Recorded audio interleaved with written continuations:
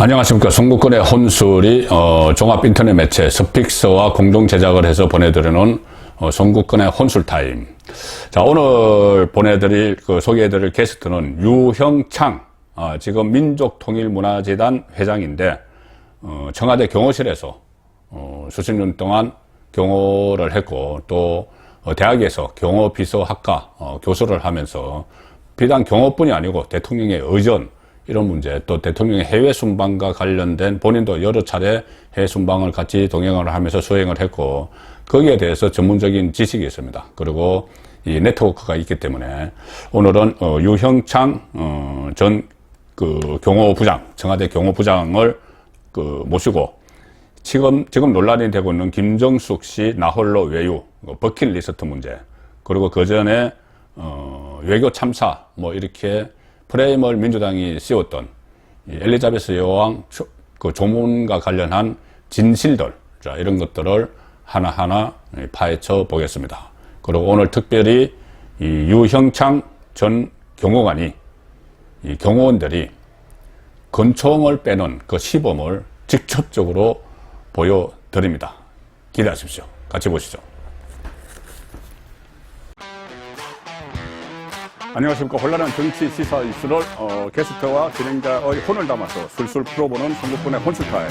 오늘은 혼란한 정치 시사 이슈보다 더 혼란한 이 대통령 후보의 해외 어떤 출장 같은 문제, 그 문제를 술술 풀어보기 위해서 오늘은 청와대 경호실에서 오랫동안 근무하신 유형창 민족통일문화재단 회장님을 모셨습니다. 안녕하십니까? 반갑습니다. 오랜만입니다. 네. 저희들은 다른 방송에서도 같이 방송을 했는데, 경호실에서 82년도에 들어가셨죠? 네, 그렇습니다. 그러면은 그때가 전두환 대통령 시절이니까. 그렇습니다. 전두환 대통령 시절에 입시를 한 언제까지 쭉 제가 이제 거죠? 김대중 대통령 중반기에 이제 나온 거죠. 그럼 전두환 대통령, 노태우 대통령, 김영삼 대통령, 김대중 대통령. 그렇습니다. 이렇게 쭉 이어갔고. 네, 그렇습니다. 경호부장도 하셨고. 네. 또 근접 경호과장도 하셨죠. 네, 수행과장이라고 하고 근접 경호과장이라고도 하죠. 근접 경호가 경호의 꽃 아닌가요? 그렇습니다. 아무래도 대통령 근접한 경호를 하니까 아무래도 이제 밀접한 모든 행동에 그거를 알고 또 그만큼 또 서빙을 해야 되고, 그렇죠. 경호적인 그런 것을 제공하다 보니까 그러한 요소들에 대해서는 훨씬 더 이제 선발 경호보다는 좀 더 많은 내용들과 그래서 영어로는 디테일 서비스라고 그러죠. 디테일 아주 서비스. 세부적인 사항을 해야 된다 하는 그런 의미로 굉장히 이제 경호에서는 꽃이라고 이제 그렇게 볼 수 있는 거죠. 그래서 저도 청와대 오래 출입하면서 경호원들을 많이 뵙고 했지만은 궁금한 것이, 제 주변 사람도 물어보는 것이, 왜 청와대 경호원들이 선글라스를 쓰느냐. 선글라스 쓰면은 앞이 잘 안 보일 수도 있는데 그리고 폼으로 멋으로 쓰는 거 아니냐. 그런데 그거는 왜 쓰는 거예요? 첫째는 일단은 적에게 내 시선을 노출시키지 않는다는 게 중요한 거죠. 그렇죠. 그 다음에 또 내가 이 선글라스를 쓰면서 눈동자가 누구를 보는지를 모르는 거죠. 그러면은 상대 적의 입장에 있어서는 내가 저 사람이 나를 보는가 하는 어떤 본인 스스로의 어떤 자격지심으로 그런 것을 표출하게 되는 거죠. 그러면 이제 그 행동 거지에 따라서 저게 좀 이상하다, 수상한 사람이다 하는 우리의 이제 그러한 전문적인 교육을 통해서 노하우를 알게 되는 거죠. 그러한 목적과 그다음에 이제 우리 이제 갑자기 햇빛을 보면은 시력이 이제 또 놓치니까 그런 점을 이제 방비하기 위해서 하는 거지. 물론 좀 폼도 있겠죠. 그건 이제 아주 소수의 요소고 실질적이고 적극적인 요소는 그런 요소가 있습니다. 실용적인 거네요. 네, 그렇습니다. 하나만 더 여쭤보고 본격적으로 할게요. 이번에 여쭤보는 것은 지금도 이 웃돌이 이렇게 위에 단추를 차고 계신데, 제가 여러 번 그 이야기를 들었어요. 경호원들이 왜 이렇게 차고 있느냐. 안에 권총이 있는데 그러면 이거 풀고 있어야 되는 것 아니냐. 그런데 그래도 권총을 빨리 꺼낼 수 있나요? 그러니까 이제 저번에 이제 일부 무지한 의원들이 그러한 이야기를 하는 바람에 요즘 이제 경호관들도 이제 양복에 풀고 이제 이렇게 근무를 하는데, 우리 어떤 나라의 간섭으로 해서는 그래도 단추를 이렇게 잠그고 좀 정갈한 복장으로 하는 것이 좋다 해가지고 저희들이 입사할 때 0.725초 만에 초탄이 발사된다는 그 훈련을 엄청나게 많이 했어요. 그러면 이렇게 있다가 풀어서 그렇습니다. 꺼내서 0. 그래서 예. 권총을 자, 한번 완전히- 해보시죠. 한번 해보시죠. 일단 그 마이크 빼시고. 아, 네, 그러시죠. 예, 예, 네, 마이크 아이고 이거 마이크 빼고 이거 복잡한데. 아니 예. 그냥 그 밑으로 제가- 뺐으면 됩니다. 0.7 몇 초 만에 0.725초인데. 725초. 예. 그러면은 우리가 이렇게 이제 걸어가면은 예. 오! 오! 이것이 이제 바로 이제 초탄이 나가는 시간이 됩니다. 그러니까 야. 우리가 이렇게 양복을 입어도 아무 문제가 예, 예, 없는 예, 거예요. 예, 예. 한 번만 더 해보세요. 보지 않은 사람들이 그걸 자꾸 그러는데 뭐 이렇게 가다가 우리가 와. 하면은 그 총 나가는 거는 알- 0.75초만 나간다. 알겠습니다. 시청자 여러분 이런 걸로 또 한번 저희가 재미를 보여드리겠습니다. 자, 그럼 지금부터는 본격적으로 혼란한 대통령의 외유 문제에 대해서 좀 짚어보겠습니다. 우리 유형창 그 교수님께서는 대학에서 경호 비서학을 또 많이 강의를 하시고 해서 그렇습니다. 한 그냥 20년간 그렇죠. 또 교수 예, 교수를 하시고 해서 경호 비서학입니다. 그러니까 네. 단순히 어떤 경호뿐이 아니고 네. 의전, 대통령의 의전 이런 문제도 하고 그렇습니다. 또 특히 대통령이 해외 순방할 때 자주 가서 네. 의전도 있고 경호도 의전도 담당을 했기 때문에 네, 네, 네. 생생한 이야기가 나올 것 같습니다. 네. 일단 첫 번째 제가 여쭤볼 것은 최근에 논쟁이 되고 있는 것이 문재인 전 대통령의 부인 김정숙 여사가 네. 혼자 인도를 다녀왔다. 인도를 그렇습니다. 다녀오면서 여러 가지 논쟁거리를 만들었는데 네. 과거에 현역 대통령 부인이 혼자 해외를 다녀온 적이 있습니까? 그래서 제가 한번 쭉 이렇게 제가 가지고 있는 데이터를 쭉 해보니까 없어요. 네. 근데 이제 이호 여사께서는 그때 미국에서는 이제 원래 이호 여사께서는 기독 그렇죠. YWCA 그 총무도 하시고 하셨어요. 회장도 네. 하시고 했는데 그래서 미국 조창 기도회가 굉장히 그 세계적으로 강합니다. 그렇죠. 우리나라 조창 기도회가 이제 국가 조창 기도회라는데 음, 거기에 초청을 공식적으로 받아서. 초청을 받아가지고 예. 그것도 민항기를 이용해가지고 방문을 하셨던 아, 민항기로 갔나요? 그렇습니다. 그 우리 이 공식적인 그 대통령 전용기를 사용한 게 아니더구만요. 미국에서 그러면 난리 나죠. 그럼요. 그런 정도였는데 제 기억에는 그 외에는 전혀 없습니다. 예. 예. 그러면 만약에 그때 그 혼자서 갔었으면은 그때는 그 경호실에서 나오셨을 때 같은데. 아주 제가 해가지고 이제 경호실에서 나오고 난 다음에 다녀오셨는데요. 그래도 이제 일부 아주 소수의 경호만 민항기에 같이. 동행을 했고요. 예, 예. 그 다음에 이제 현지에서 예. 이제 당시에 그 안기부 요원들이 조금 협조를 해주고 그 다음에 이제 미국의 SS가 조금 예, 도와줘서 예. 그렇게 해서 아주 비밀리 예. 극소수의 인원들만 다녀와가지고 예, 예. 이렇게 뭐 지금 이런 김정숙 여사처럼 이렇게 시끄러운 그런 게 하나도 없었던 예. 거죠. 그건 몰랐던 거죠. 디테일하게 취재도 해오셨네요. 네. 현재 안기부에서도 도와주고 그렇습니다. SS에서도 네네네. 예. 그러니까 특별 경호실이죠. SS 네네. 백악관 경호하는. 네네. 그렇죠. 그래서 민항기로 그때는 이호 여사는 민항기로 갔는데 그렇습니다. 지금 김정숙 여사는 공군 2호기를 타고 공군 2호기의 시장, 대통령 시장까지 그대로 노출을 했습니다. 그렇습니다. 이 이낙연 국무총리가 가끔 가다가 동남아 가까운데 그 출장 갈 때는 2호기를 타는데 그때는 대통령 시장을 가리죠. 네, 가리는데 그렇습니다. 김정숙 여사는 시장을 그대로 노출하고 갔고 네. 그 다음에 처음에는 그 도종환 네. 문화체육관광부 장관을 초청을 했는데 그렇습니다. 내가 좀 가자 뭐 이런 식으로 됐다는 거예요. 네. 그래서 원래 2,500만 원 그 경비가 들 것을 3억 7천만 원까지 들었고 네. 또 수행원 중에서 한식 그 요리사 한식 요리사 그렇습니다. 그리고 또 이 단골 디자이너 딸로 특채가 됐던 그 사람 이 여러 명을 13명을 데려갔어요. 자, 그런데 네. 여러 가지 이 가장 큰 문제가 뭡니까 이것이?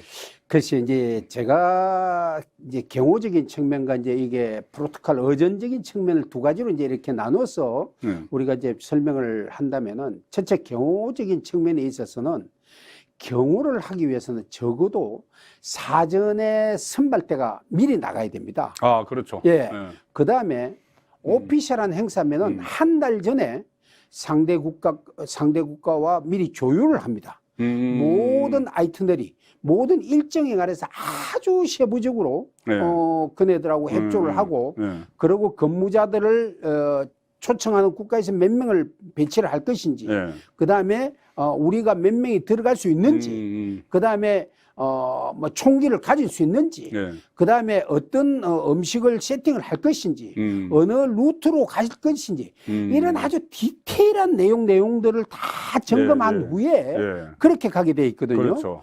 근데 지금 완전히 이번 이 타지마할 행사 같은 경우에는 네. 인도 방문 행사는 그러한 행사가 없이, 물론 이제 선발 때는 운용된 걸로 제가 확인을 하고 거기 있습니다. 13명 네네. 중에 몇 예, 사람은 한 2주 동안 거기 그 전에 갔습니다. 그 미리 선발 이제- 때겠죠. 예. 그걸 선발 때 개념이죠. 그렇게 해서 했는데, 전체적으로 내가 이번 이 행사를 조금 분석을 경호적으로 해볼 때는 네. 조금 좀 우려스러운 부분들이 많았다. 네. 그 다음에 이제 의전적인 측면으로 볼 때는 이 행사가 과연 국가적인 이러한 영부인이나 네. 이런 사람 분들이 갈 행사였는지 이러한 것을 우리가 좀 체크를 해봐야 되는데, 예.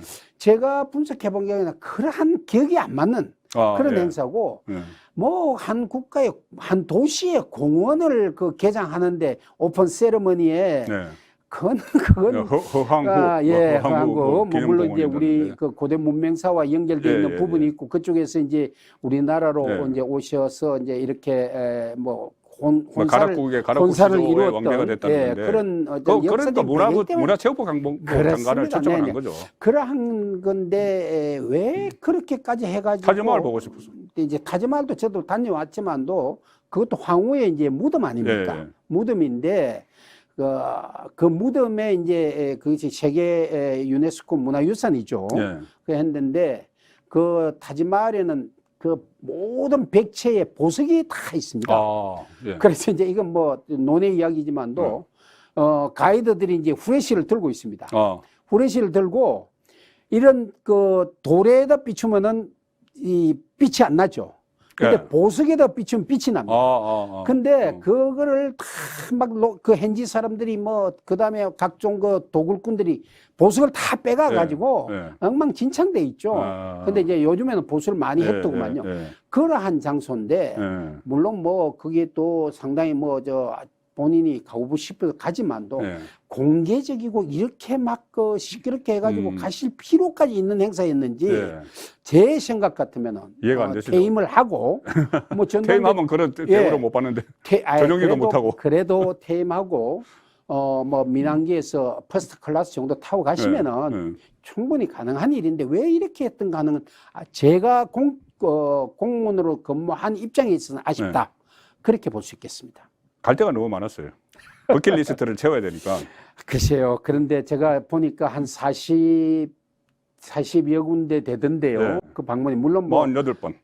그런 장소에 물론 영부인께서 대통령과 동행하셔서 짜투리 시간에는 또 오피셜한 시간 외에는 영부인 시간이 있기 때문에 뭐 고아원이라든지 장애인 장애인들 이렇게 돌봄 센터라든지 아니면은 뭐 박물관이라든지 미술관 요 정도는 뭐 그렇게 할 수 있고 또 그렇게 했었고 했지만도 너무 이렇게 관광지 중심으로 이렇게 한 거는 아마 김정숙 여사만 그렇지 않았느냐 저는 그렇게 보고 있습니다. 그럼 그 연결돼서 그러면 김정숙 버킷리스트 이것이 중앙일보 칼럼에 나와서 지금 책으로도 출판이 돼 있는데 버킷리스트 이것이 좀 어떤 과장이 된 그 논쟁이라고 보시나요? 아니면은 그런 흔적들이 실제로 본인이 가고 싶은 뭐 피오르 같은데 뭐 이런데 몇 군데 쫙 있어요. 그거 다 다녀왔는데 유독 관광지가 많았는데 버킷리스트는 좀 실체가 있는 이야기라고 보시는 걸까요? 네, 그러니까 지금 현재 제가 보니까 물론 뭐 미술관도 있고 뭐 그렇긴 한데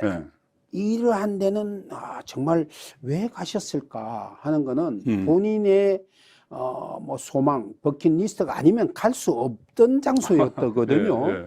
근데 또 이런 건 있습니다. 뭐 저도 뭐 이를 보니까 한 반은 다녀왔던데 체코의 프라상 같은 경우에는 아예 거기에 있는 영빈관하고 바로 붙었기 때문에 그러면 뭐 할 수 있는 거고 크레물린 궁 안에 뭐 있는 뭐 이런 박물관이라는 이것도 국내에 있기 때문에 한데. 그런데 체코는 그때 일부러 막 그렇게. 일부러 갔어요. 체코는 그때 체코의 정상이 그 국내에 없었는데도 불구하고. 예, 그래서 그 프라하 때문에 간 것 아니냐, 그 궁 때문에 간 것 아니냐, 그런 얘기가 나오는 거예요. 그런 식으로 이제 깊이 들어가면 이제 그런 문제들까지도 자꾸 이렇게 타치가 되는데 좀 이런 데 대해서는 조심스러운 부분이 없지 않느냐, 이런 것이 좀 아쉽다.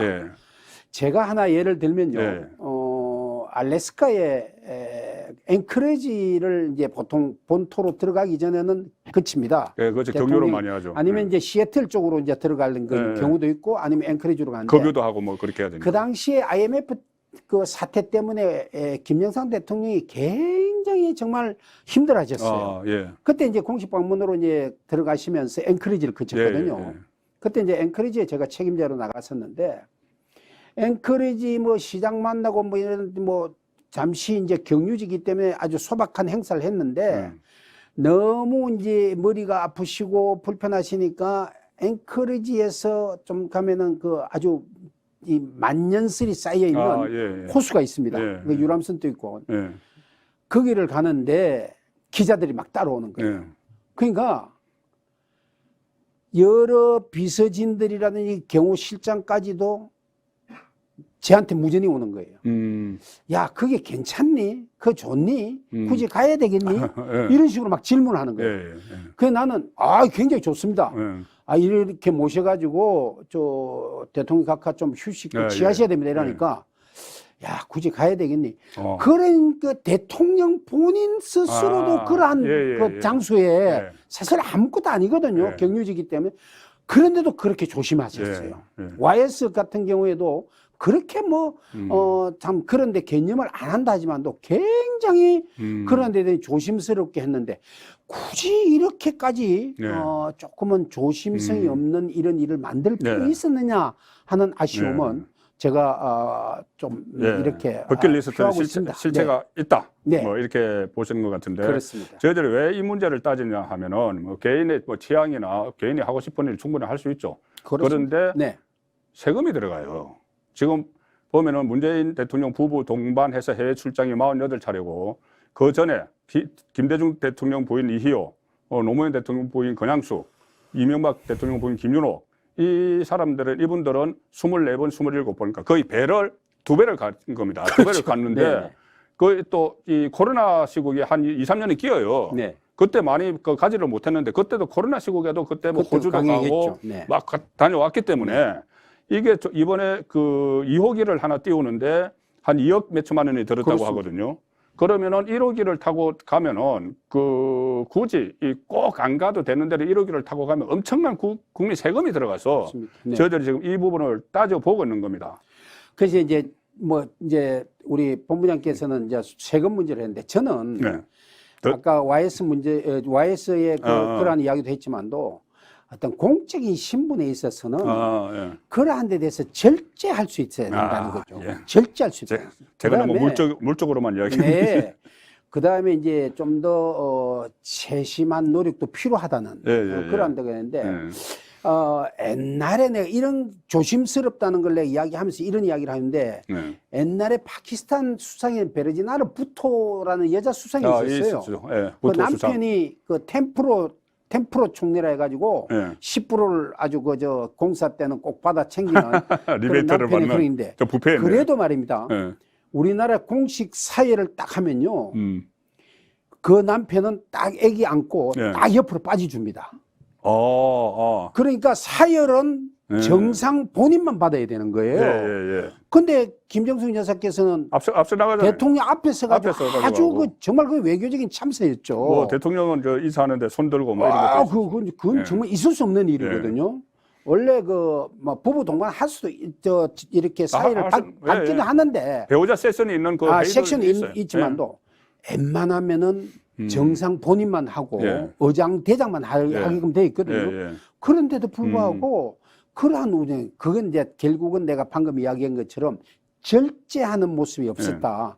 그 다음에 조심스러워야 하는 그런 노력이 부족했다. 예. 저는 그런 쪽으로 정리를 해주고 싶습니다. 예, 그러니까 공적인 위치에서 네. 대통령의 배우자로서 갔으면은 그 공적인 역할에 치중을 해야 된다. 네. 그래서 저도 이 해외 순방을 한 30차례 정도 제가 네. 청와대 10년 출연해서 네, 네. 다녀고 왔습니다. 그래서 해외에 나가서 저도 풀 기자로 많이 들어가고 또 대통령 배우자도 많이 이제 취재를 했어요. 그렇습니다. 저는 가장 기억에 남는 게 어쨌든 여러 군데 저는 네. 배우자를 이렇게 하면서 왕실에 가서 왕실에서 다도하는 일본 황실에서 일본 황실은 이런 꼭 것도 그렇게 보고 하죠. 네. 또 이호 여사와 같이 루브르 박물관도 가고 네. 이런 거 저한테 기억에 굉장히 많이 네. 남아 있는데 그 말은 뭐냐면은 지금까지 역대 대통령 부인들이 해외에 가면은 주로 일정이 그쪽에 어떤 문화예술 분야 그렇습니다. 아니면은 또 해외 공간 그 직원들을 공간장 가족들. 예, 그렇게 네. 격려하는 이런 네. 거였는데 김영중 여사는 상당 부분이 관광지에 몰려 있기 때문에 말씀을 드리는 거죠. 네, 그렇습니다. 보통 일정이 그렇게 되죠. 그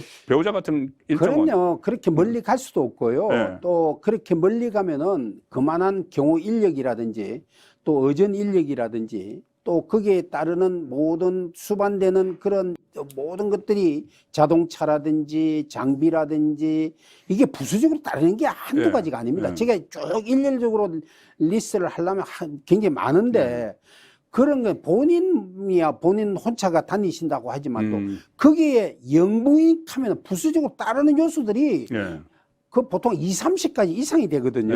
예, 예, 예. 그러한 것을 항상 생각해야 된다는 거죠. 예. 그러니까 우리가 이 공적으로 지위가 되고 그렇게 한 사람들 지금 우리 국회의원들이 있는데 배려하는 마음을 좀 가지셔야 된다는 거죠. 아, 예. 지금 내가 이렇게 하면은 얼마나 많은 가변적인 요소가 나를 따른다는 거. 국회의원이 한 사람이면은 얼마나 많은 예, 요소들이 예, 따릅니까? 예. 그러니까 우리 모든 지금 그 곳곳에 공적인 신분을 가진 사람들이 자기 개인 혼자를 자꾸 생각하다 예. 보니까 이런 일들에 대해서도 예. 너무나 쉽게 생각하고 그러다 보니까 엄청난 문제와 데미지가 따르는 그런 일들을 우리가 예. 좀 감안해야 된다. 예. 그래서 남을 생각하고 배려하는 네. 그런 좀 우리의 교육 네. 그런 것이 필요하다고. 그렇죠. 네. 어쨌든 뭐 국민에 대한 이것은 네. 어떻게 또 국민에 대한 예의죠. 예의죠. 예의. 국민에 네. 대한 예의를 네. 좀 벗어나는 것 아닌가. 네. 제가 그 버킷리스트 논란을 보면서 그런 생각이 안 들 그렇습니다. 수가 없는데. 네. 우리 유 교수님께서는 그 경호실에서 이 퇴사를 하시고 나서 네. 주로 그 캄보디아에서 봉사활동을 많이 하셨고 그렇습니다. 얼마 전에도 보니까 캄보디아 대사관을 통해서 뭐 마스크 만장을 기증을 네. 하는 행사도 있을 거 하던데 캄보디아에 오래 계셨죠? 마스크뿐만 아니고 제가 소방차라든지 예. 앰뷸런스도 한 50대 그다음에 이제 각종 그 항생제 요번 코로나 시대 때 항생제 예. 그리고 제가 또 현지에 그 시아누코빌이라는 장소에 조그만 클리닉 병원을 운영하고 있습니다. 예. 그래서 현지 보건소장이 예. 제가 한 달에 매달 그래서 거의 매달 가야 됩니다. 안 가면은 보건소장이 연락 옵니다. 월급 안 주냐고.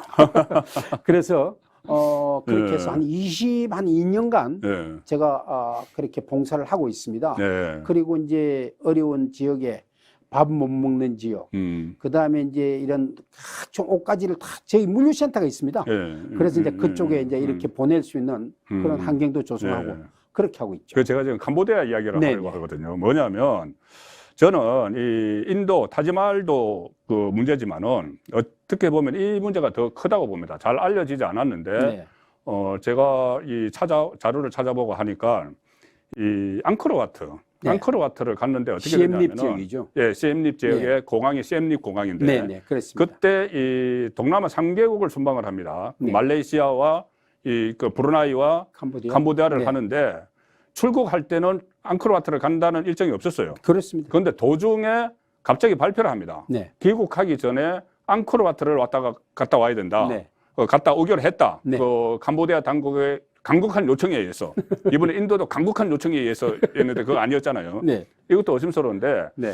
그때 그러니까는 그 상황이 어떻게 된 거죠? 시엠립 공항이 일단 활주로가 짧죠. 그렇습니다. 이제 그 캄보디아에 인터내셔널 에어포트가 3개가 있습니다. 네.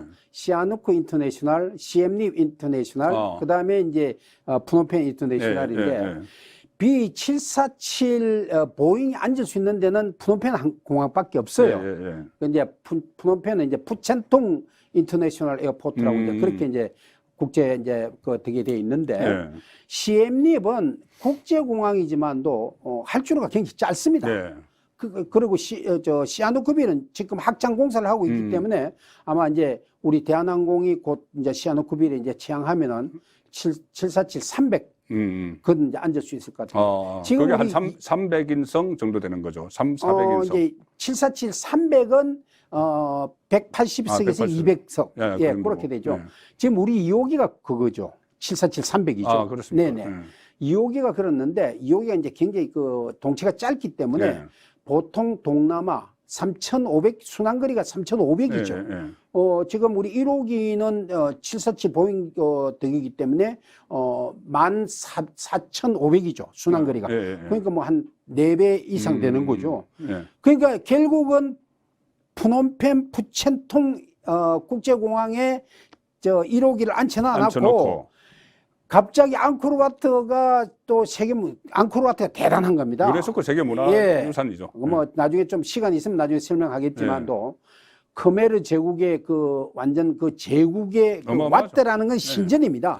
신전인데 그 신전이 한 400개 정도 되는데 그 중에서 가장 대표적인 게 앙코르와트입니다. 그렇죠. 거기를 가기 위해서 이제 시엠립 국제공항을 가야 되는데 747 그 400 대형기가 앉을 수가 없으니까 계속 3개국을 다닌 1호기는 못 간다 이거죠. 우리나라에 그냥 그 나라의 비행기를 쓰든지 아니면 그 만일에 안 되면은 그 나라 비행기를 차트 대여를 해야 되는데 굳이 또 그거에다가 플러스 2호기를 또 불러 한국에 있는 2호기를 프놈펜으로 불러서 프놈펜에서 타고 시엠립 공항에 가서 1시간 반 구경하고 그다음에 또 그거 프놈펜으로 타고 와서 프놈펜에서 1호기로 다 보내주고 2호기는 그냥 빈 비행기로. 그렇습니다. 이거는 아마 역사적으로 전무후무한 아주 그러니까 이거 얼마나 정말 위험한 일이고 아마 오늘 인터넷 오늘 우리 혼술에서 처음으로 이런 사실을 명확하게 밝히는 것 같은데 이건 정말 아마 굉장히 위험한 일이라고 나는 그러니까 2호기 인도에 갈 때 2호기를 띄우기 위해서 그건 한 대만 간 거죠. 그렇죠. 어쨌든 2호기를 띄우기 위해서 2억을 얼마가 들었다는데 그렇습니다. 한국에 있는 그 2호기를 굳이 그 프놈펜으로 오라고 해서 빈 비행기로 오라고 해서 1시간 반 구경하려고 앙코르와트 갔다가 다시 프놈펜 와서 또 빈 비행기로 돌려보냈단 말입니다. 자, 그래서 그 문제도 있고 또 굳이 왜 사전에 없던 앙코르와트를 갔느냐 이것도 버킷리스트 이야기가 안 나올 수 없죠. 자, 저도 그 앙코르와트는 다녀왔지만 자, 이런 겁니다. 그때 이 이야기한 게 뭐냐면은 김의겸 대변인이 그때 브리핑한 것이 지금 말씀하신 그 이야기를 다 했어요. 그 실제로 시엠립 공항 규모가 작아서 공군 1호기 착륙이 어려워서 한국에서 오는 공군 2호기와 캄보디아가 제공하는 전세기가 동원된다. 자, 그리고 방문은 캄보디아 정부 요청에 따라 뒤늦게 결정됐다. 그런데 그래서 왜 그러면 캄보디아가 이것을 초청을 했느냐? 캄보디아를 가자고 했느냐? 이 캄보디아 관광 한국 사람들 많이 오라고, 앙코르와트 많이 오라고. 그런데 저도 가봤지만은 앙코르와트 가면은 한국말밖에 안 들려요. 지금도 한국 사람은 전체의 80%가 한국 사람. 그리고 앙코르와트는 너무 많이 가서 저희가 세계문화유산이기 때문에 인원 제한하는 것도 있어요. 그렇습니다. 통제를 하는 것도 있어요. 지금 너무 훼손이 많이 돼가지고 한 2, 3년간 문을 닫는다는 그런 이야기도 있을 정도입니다. 그렇죠. 그런데 거기서 뭐 많이 오라고 그 대통령 부부를 꼭 앙코르와트로 꼭 가봐야 된다고 캄보디아가 간곡히 요청을 했다고 하는데 그 부분들이 지금 의심이 되는 것이죠. 그래서 일단 타지마할, 이 인도 타지마할 부분은 감사원이 감사를 검토를 한다고 이야기를 했습니다. 그래서 그렇다면은 전반적으로 그때 이런 문제, 그건 다른 지역에서도 그런 그 혈세가 낭비되는 그런 일이 없었나를 살펴봐야 되는데 일부에서는 이렇게 이야기할 수가 있어요. 아니 그거 뭐 대통령 부인이 그 해외 가서 이렇게 좀 보고 싶은데 보고 올 수도 있는 거지 뭘 그렇게 따지느냐 하는데 이게 왜 논란이 시작이 됐냐면은 고민정 그 민주당 최고위원이 윤석열 대통령과 김건희 여사가 지금 2번 갔다 왔죠. 한번 나토 갔다 왔고 이번에 그 영국, 미국, 캐나다를 갔다 왔는데 아니 거기 왜 그 김건희 여사가 따라다니느냐. 그 세금 아깝게 이런 식으로 이야기를 했단 말입니다. 했는데 그러면은 김정숙 여사 때는 어땠느냐. 보니까는 가장 많이 48번에 나갔던 거고 고민정 그 문제를 제기한 고민정 최고위원도 그때 청와대 부대변인으로 있으면서 타지마을 갈 때 같이 갔어요. 동행했죠. 동행을 했습니다. 네. 그래서 이 문제를 지금 따지게 된 것이 민주당에서 먼저 문제를 제기를 했기 때문에 이것은 그러면 진실이 뭔지를 지금 밝히기 위해서 이 논쟁이 지금 일어나고 있는 겁니다. 그러니까 경호에서는 정치적으로 개입을 안 하고 싶지만도 예. 상당히 지금 말씀하시는 이런 걸 보면은 예. 자성자박하고 스스로가 자꾸 그러한 데 대한 수렁으로 빠져들어가는 예. 그런 느낌. 그거 좀 조심스럽게 한번 살펴보면은 우리 때는 어쨌나는 거 알 수 있는데도 불구하고 예. 왜 그렇게 해가지고 스스로가 그런 일로 자꾸 수렁에 예. 빠뜨리는지. 그렇죠. 그건 저도 공직 생활을 20년간 해봤지만도 예. 그건 너무 정말 우둔한 짓이다. 저는 그렇게 보고 싶습니다. 예. 뭐 참고로 우리 그 유영찬 교수님은 뭐 정치평론가도 아니고 시사평론가도 네. 아니고 경호 전문가고 네. 어전 전문가입니다. 그래서 지금 이 상황에 안의 사정을 너무나 깊이 알고 계시고 네. 또 제가 이렇게 섭외를 하고 나서 지금 후배들에게 많은 취재도 하신 것 같아요. 취재도. 조심스럽습니다. 그거는. 그렇죠. 그래서 이렇게 지금 말씀을 하시는 거를 좀 염두에 두고 들어주시면 더 좀 진솔한 이야기가 네. 있을 것 같고. 자, 이 윤석열 정부 들어서 부쩍 이 해외 출장을 간 것 가지고 저도 그 해외 출장 많이 다시 다녀봤다는 이야기를 다시 들었는데 이렇게 논란이 된 적이 없어요. 첫 번째부터 두 번째까지 특히 이번에 엘리자베스 여왕 그 조문, 네. 조문 실패, 외교 참사 막 이렇게까지 이야기를 하는데 여기 가짜 뉴스가 상당히 많이 섞여 있습니다. 그렇습니다. 자, 이 실제로는 뭐 어쩔 수 없는 상황 아니었나요? 지금 여기 전 세계 뭐 국가 원수급이 250명이 오고 VIP가 2,000명이 오고 네. 수백만 명이 거리로 쏟아져 나온 이 상황인데 제가 지금 우리나라에서 행사를 한 큰 행사 중에는 이제 에이펙, 예. 그다음에 이제 태국에서 행사를 했던 우리나라가 할 일회 아시안 대회를 하려다가 우리가 그때 조금 여러 가지 상황이 안 좋아가지고 태국으로 넘겨줬습니다. 예, 그런 또 예. 아픈 자연인데 예. 그때 이제 그 아시안 행사를 제가 태국에서 책임자로 나가서 했는데요. 이러한 다국가가 모이는 행사는요 굉장히 힘듭니다. 얼마나 예. 힘드냐면 한번 생각해 보십시오. 예. 요번에 지금 대략적인 그 영국 그 여왕 그 조문 행사에 참석하는 국가가 200개 국가였거든요. 예, 예, 그렇죠. 대략 어렵게 예, 잡아서 예, 200국가인데 더 될 겁니다. 뭐 예. 소소한 국가들은 빼고. 근데 200개 국가에서 한 100여 개 국가가 전용기로 들어왔어요. 그렇겠네요. 예. 그 다음에 나머지 국가들은 이제 커머셜, 예. 이제 상업 비행기를 예, 이제 예. 타고 민항기를 타고 이제 우리 예. 들어왔는데 거기에 100여 대의 전용기가 들어온다고 하면은 영국 런던에 공항이 3개 있습니다. 예. 히드로 공항과 게트윅 공항과 그다음에 시티 에어포트 3개가 있는데 예. 이제 시티 에어포트는 이제 도메스틱 국내선을 중심으로 하고 네. 게트윅은 국내선과 인터내셔널 같이 쓰고 네. 히드로는 인터내셔널만 쓰고 있습니다. 이제 히드로 공항 옆에 이제 왕실 전용 이제 이 주기장이 있죠. 예. 그래서 한번 생각해 보십시오. 100여 대의 비행기가 하루 이틀 사이에 막 몰려든다고 합시다. 예.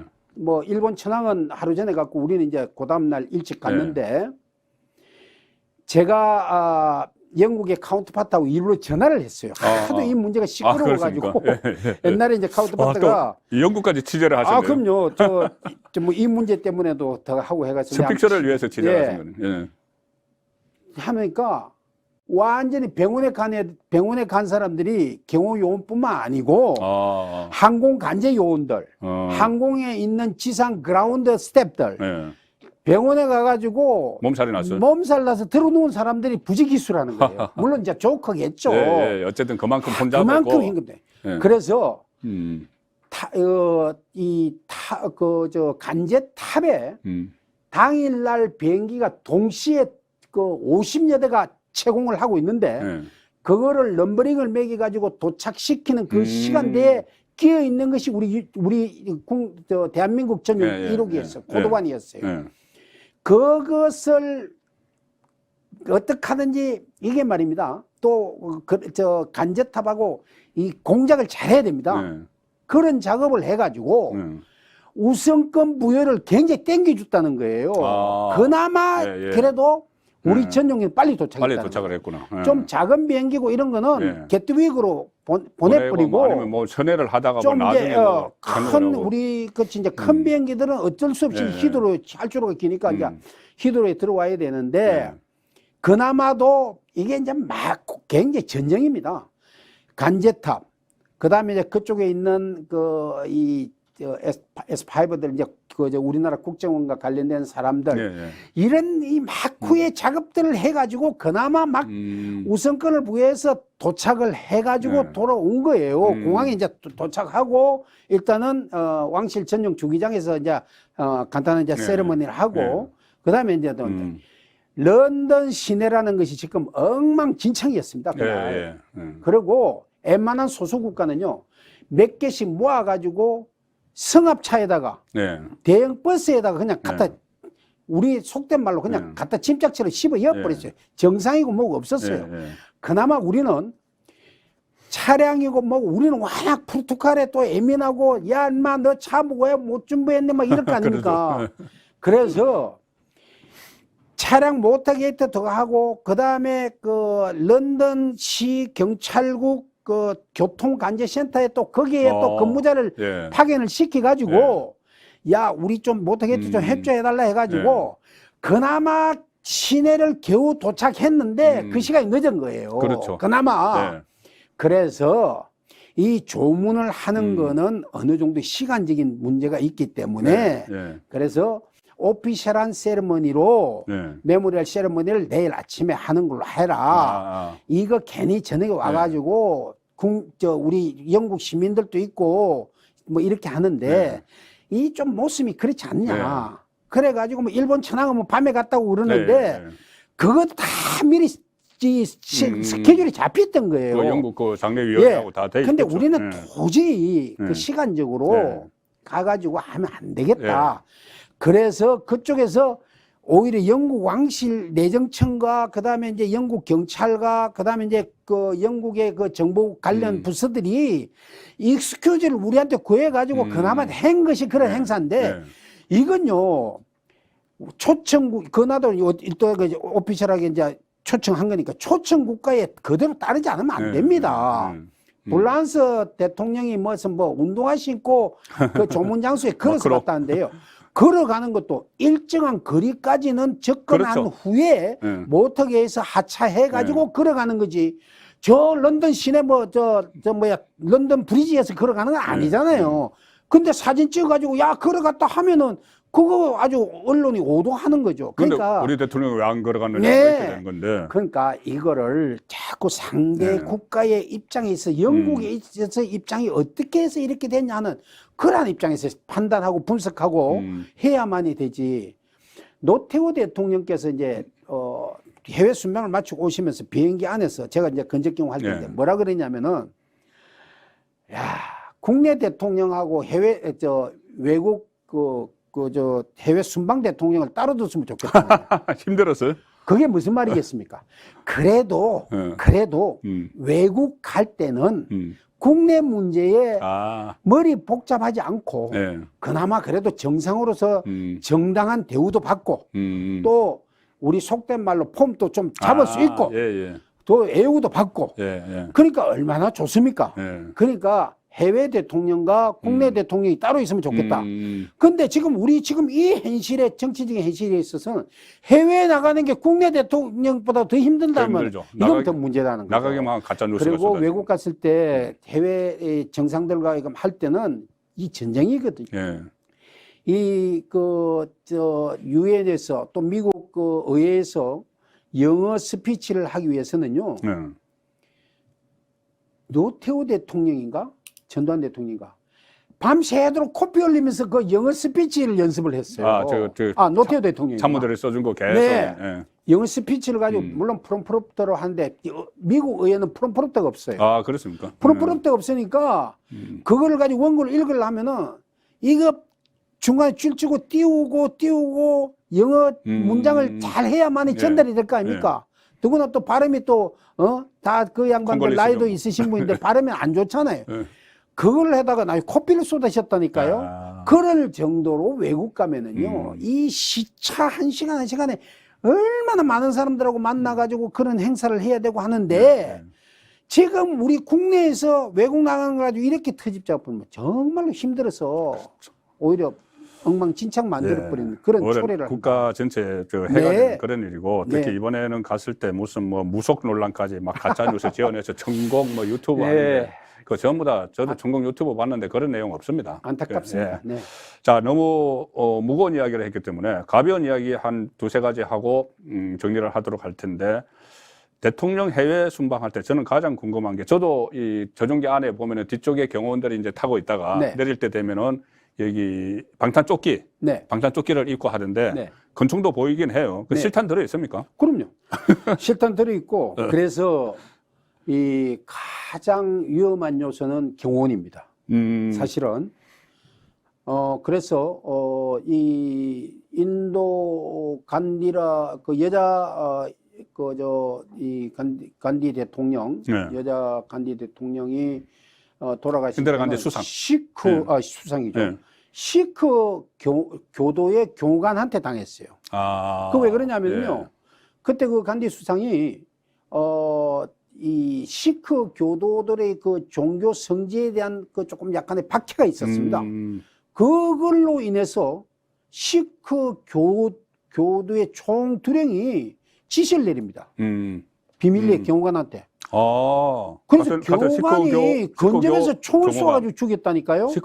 암살을 했다니까요. 경호관에게 지시를 내려서. 그런 것만큼 경호관은요. 정말로 그러한 어떤 문제가 있는 경우는 절대 총을 주는 자리에 두서는 안 되는 거죠.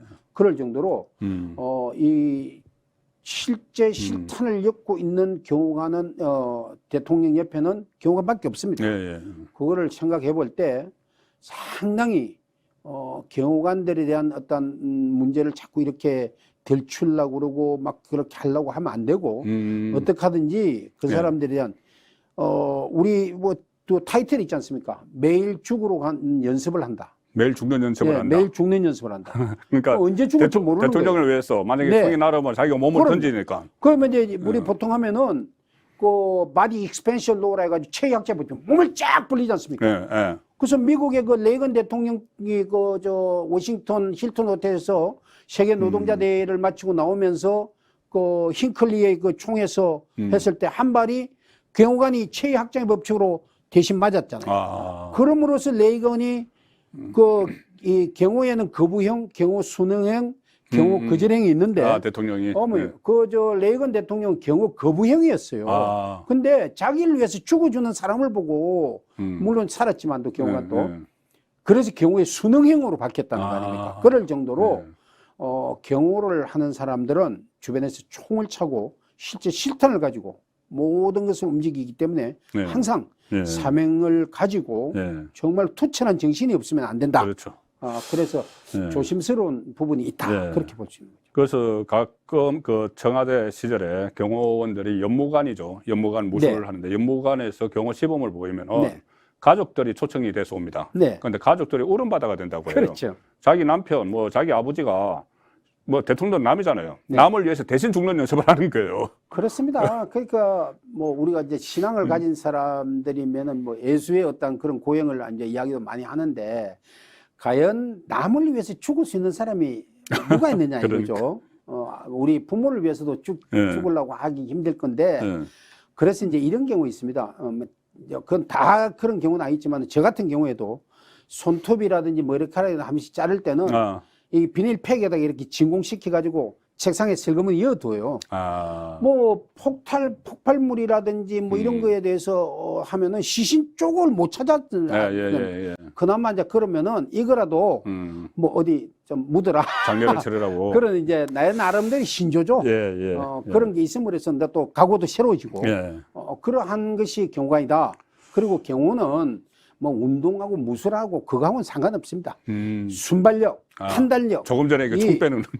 그런 거, 뭐 물론 이제 그때도 운동 잘한다고 해서 경호를 잘하는 것이 아니고 결코 이러한 모든 가변적인 요소를 잘 판단하고 그다음에 이 막 시켜야 됩니다. 네.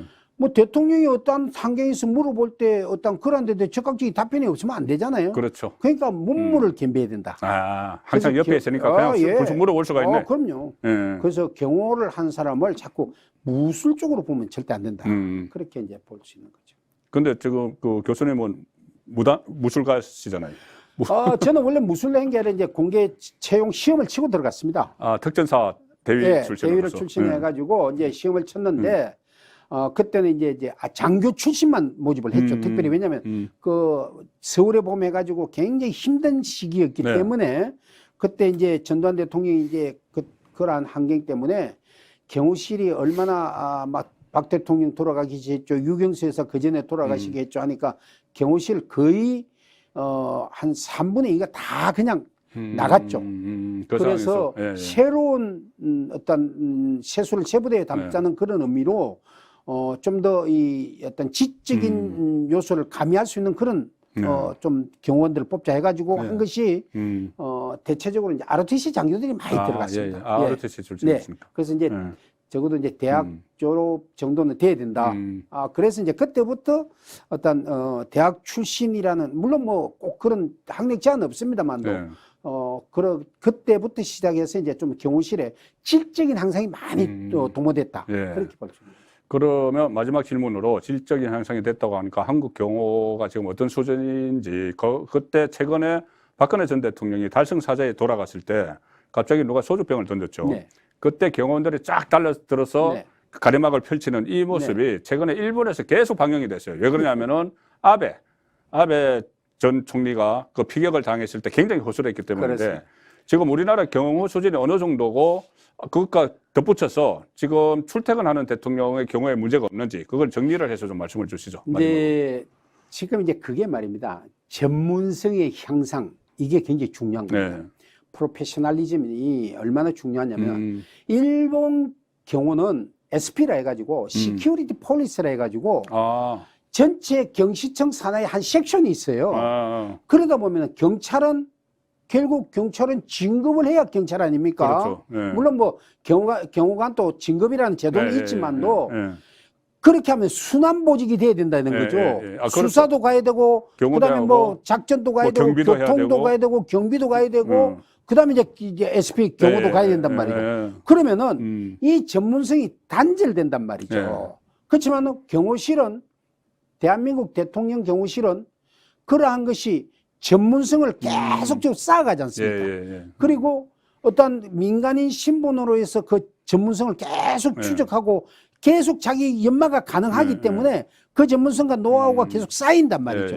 그래서 몇 번의 우리나라의 그 대통령 경호실도 경찰이 자꾸 가져가려고 그런 적이 있어요. 근데 이러한 문제 때문에 경무대 시절에는 경찰이 했죠. 아니 요 근대에 왔어도 지금 YS 때도 그랬고요. DJ 때도 그랬고 딱 처음에 취임하면서 이거 경찰 가져가려고 그랬어요. 근데 지금 요번에 이 사례가 굉장히 중요한 사례입니다. 지금 일본의 경시청의 SP 같은 그런 식의 순환으로 한다면은 이 경우는 전문성이 단절돼 버려요. 그렇게 되면 나중에 심각한 위험에 초래할 수 있다. 그래서 이 경호실은 독립적인 기관으로서 존재해야 된다. 그렇게 보고 그다음에 이제 경호실이 앞으로 자꾸 이제 이렇게 전문성을 쌓기 위해서는 좀 더 체계화된 세계적으로 지금 미국도 한국하고 굉장히 이렇게 한국에서 많이 배우고 물론 우리도 뭐 SS한테 많이 배우고 있기는 합니다만서도 그래도 지금 미국이 우리한테 굉장히 많이 배우는 입장이 있다. 그렇게 볼 수 있는 거는 왜 그러냐면은 뭐 예를 들어서 푸드 인스펙션 같은 경우에는 미국은 그 금식이라는 제도가 없었어요, 사실은. 그걸 방심했었죠. 그래서 우리는 그 푸드 인스펙션 해가지고 그 식음료 전문 분야를 공부했던 사람, 특히 축산 쪽으로 공부했던 사람들이 이제 좀 많이 들어왔어요. 그래가지고 금식관이라는 제도가 옛날부터 있었습니다. 그래서 우리 조선시대 때 왕실의 그 주미관이랍니까? 음식 그렇게 먹어보는 그런 기미상궁이죠. 그런 제도가 있는 것처럼 우리도 금식관 제도가 이제 있어가지고 모든 대통령께 대통령 가족이나 대통령께 들어가는 음식에는 그 금식간이 모든 걸 다 확인합니다.